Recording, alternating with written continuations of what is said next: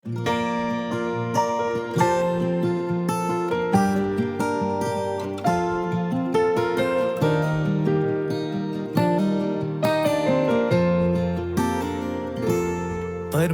द्वारा बोले गए वचन बाहरी तौर पर देखने में चाहे सरल हो या गहन, वे सब ऐसे सत्य हैं जो मनुष्य के जीवन प्रवेश के लिए अपरिहार्य हैं। वे जीवनदायी जल के ऐसे स्रोत हैं जो मनुष्य को आत्मा और देह दोनों में जीवित रहने में सक्षम बनाते हैं। वे मनुष्य को जीवित रहने के लिए जरूरी चीजें मुहैया कराते हैं।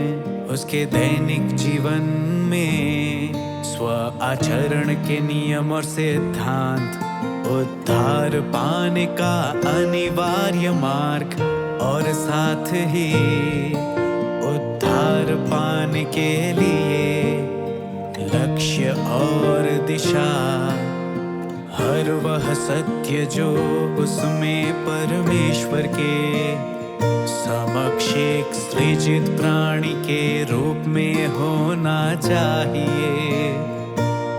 और हर वह सत्य की मनुष्य परमेश्वर के प्रति कैसे समर्पण करे और कैसे उसकी आराधना करे, वे मनुष्य के जीवित बने रहने की गारंटी है। वे मनुष्य की दैनिक रोटी है और वे ऐसा मजबूत सहारा भी है जो मनुष्य को सशक्त होने और अडिग रहने में सक्षम बनाता है।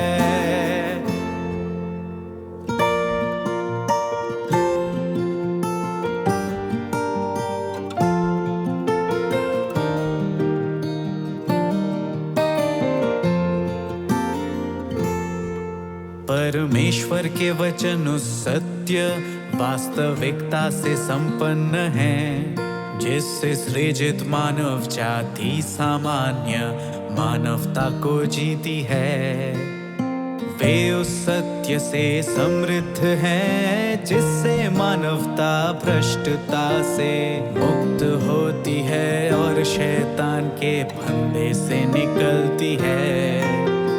वे उस गंभीर और धैर्यपूर्ण शिक्षा, प्रोत्साहन, उत्साहवर्धन और सांत्वना से संपन्न है जो सृष्टिकर्ता सृजित मानवता को देता है।